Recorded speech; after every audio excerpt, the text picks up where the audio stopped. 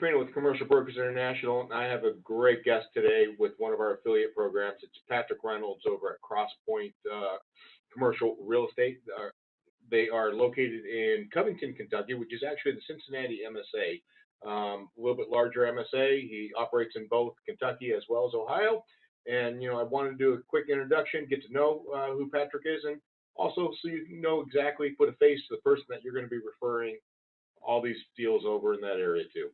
So, Patrick, tell me a little bit about yourself as far as, how long have you been in the commercial real estate, the transactional side? Well, I like long walks on the beach and pina coladas. And singing in the rain. Yeah, there you go. You got it.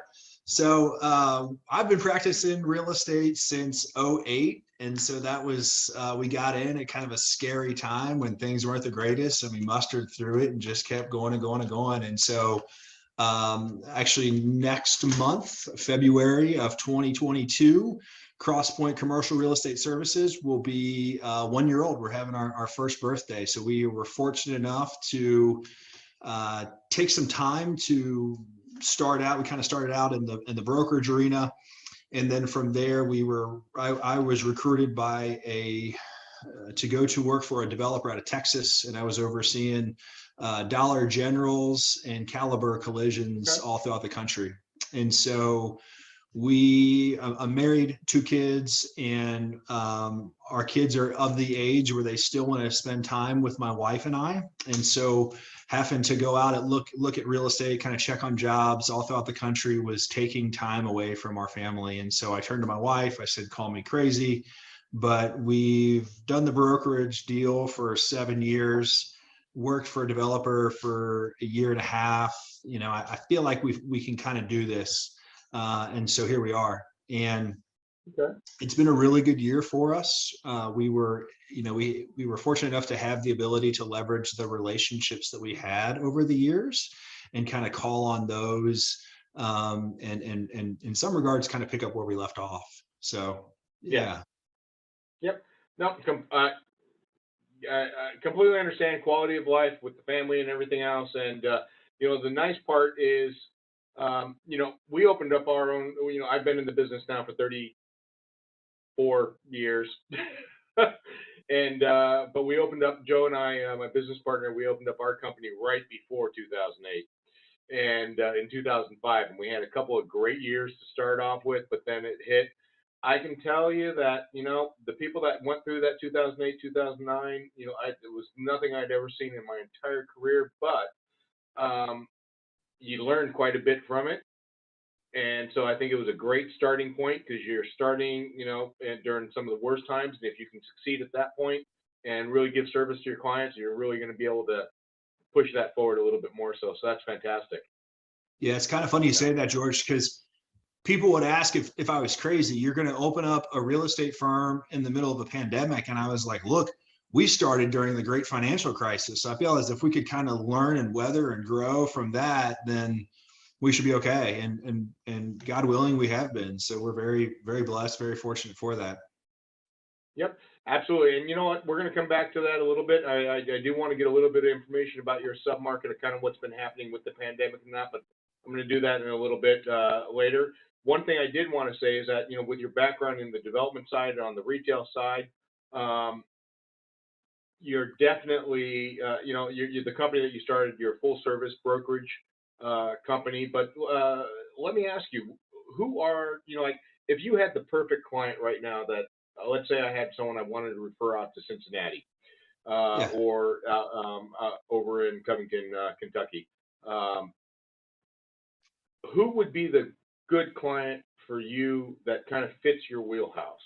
Yeah, good question. So having a background in retail and retail development, we were on a call yesterday. A guy just bought a shopping center, has an outlot, didn't know what to do with it. 2 phone calls later, we got him an LOI. And so, that's not, I don't want to set the wrong expectation, but because we have that lineage and have the ability to know very quickly who's not there, and kind of who to call to make sure that they might want a presence there.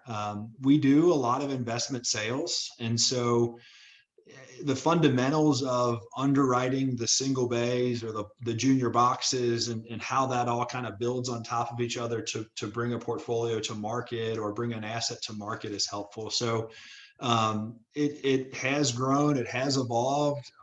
Back in the day when I was wet behind the ears, we were just doing, Sally Beauty Supplies and, T-Mobile deals, right? And loving every second of it and working way too hard. But, we've kind of learned and understood how all those tenants add up and then to put a value on that. So if somebody's looking to place funds, great. We're happy to help try to find them a home. Right now, locally, regionally, nationally, there's just been a shortage of quality assets to buy. So it's not necessarily, hey, I'll sell. It's find me something to buy before I want to take anything to market right now. And so we're seeing and hearing that all over the country. That's just not specific to our region. Yep.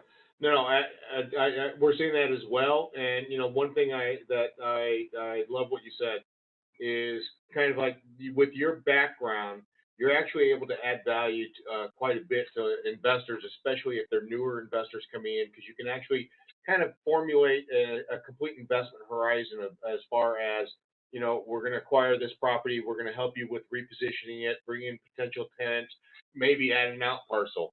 And so I love that way to look at it. A lot of brokers don't necessarily add that kind of value to their clients. And I think that speaks a lot more volumes and is a lot more valuable than just finding a property or finding a tenant. Being able to think and fit it to the right goals for the client and actually create value, which I think is fantastic. So, with that in mind, as I was saying, I love the fact that you can add the value to your clients with your development background. I think that is so important, and it actually makes you really stand out compared to most other brokerage and brokers, for that matter, that on the transactional side, they're just chasing the deal. So, that's fantastic. And with that in mind, actually, I we talked about this just a few, about a minute or two ago about kind of current market conditions, what you've experienced during the pandemic, opening up during the pandemic, which is a very brave move. But I love the fact that you had the foresight and be able to see that and you planned it out. I think that the great thing about commercial real estate is no matter what the current market conditions are, there's always opportunities. And I think you're proving that point by being able to open up and grow. More importantly, grow very quickly during the pandemic. So, tell me a little bit about your current market conditions in your MSA. One thing I've noticed across the nation is kind of like as much as things change, things always remain the same.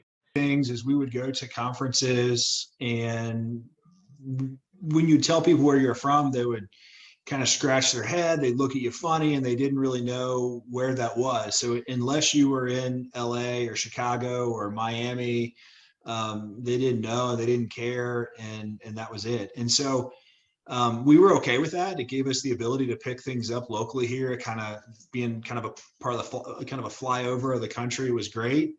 We have several economic incubators, and they have done a phenomenal job with getting, national talent, national organizations to open up shop. An article came out today. I think Intel is opening up a monster facility, one of the largest in the whole entire world. So that's kind of cool. Amazon has their largest air hub. It just opened up at the international airport here. And so it's things like that is bringing the outside attention in and really compressing those cap rates. And so, most everywhere we talk to, we're hearing and seeing kind of that same thing is, inventory's tight, industrial rates keep rising, multifamily housing, those rates keep compressing. So, it in some respects, it's kind of cool to be on that same level as other places, but it's also, a little bit different as well.